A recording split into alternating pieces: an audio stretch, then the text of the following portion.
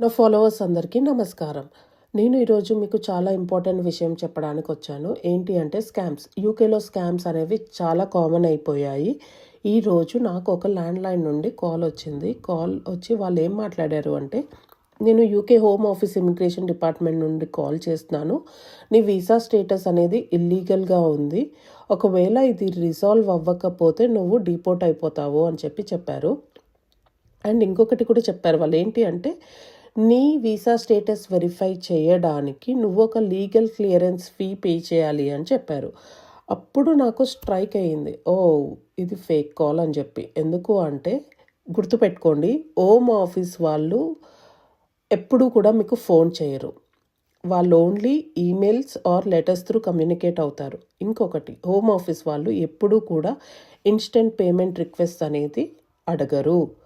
ఇదంతా ఒక పెద్ద స్కామ్ ముఠా వెనకాల ఉండి నడిపిస్తూ ఉంటారు. ఏంటి అంటే అక్కడ ఒక 10 మంది ఉంటారు. మీకు కాల్ వచ్చినప్పుడు కూడా మీతో ఒక పర్సన్ మాట్లాడుతూ ఉంటే మీరు వినొచ్చు. They would be other 9 people who would be talking అనమాట.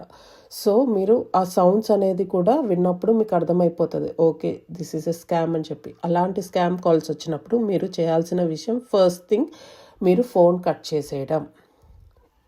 ఏది అవ్వదు, మళ్ళీ సెకండ్ టైం కూడా కాల్ చేస్తారు. బట్ మీరు ఫోన్ ఇగ్నోర్ చేసేసేయడమే, ఫోన్ కట్ చేయడం.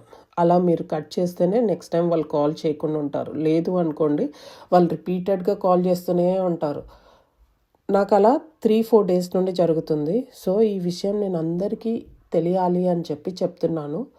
దయచేసి గుర్తుపెట్టుకోండి, ఈ ల్యాండ్లైన్ నెంబర్స్ నుండి కాల్ వచ్చి ఇలాంటి పేమెంట్స్ గురించి ఏదైనా మాట్లాడినా మీరు అస్సలు పేమెంట్స్ చేయకండి. మీ బ్యాంక్ డీటెయిల్స్ ఇవ్వకండి, ఏమి ఇవ్వకండి. Just listen, and if you think it's an scam then just cut the call, అంతే. మీరు ఎంకరేజ్ చేయకండి ఇలాంటి వాటికి. ఈ వీడియో అందరికీ యూజ్ అవుతుంది అనుకుంటున్నాను. యూకేలో ఉన్న మీ ఫ్రెండ్స్కి కానీ, ఇండియా నుండి యూకే వస్తున్న మీ ఫ్రెండ్స్కి కూడా షేర్ చేయండి. Please do like, share and follow my channel. Hope this helps. Bye bye. See you.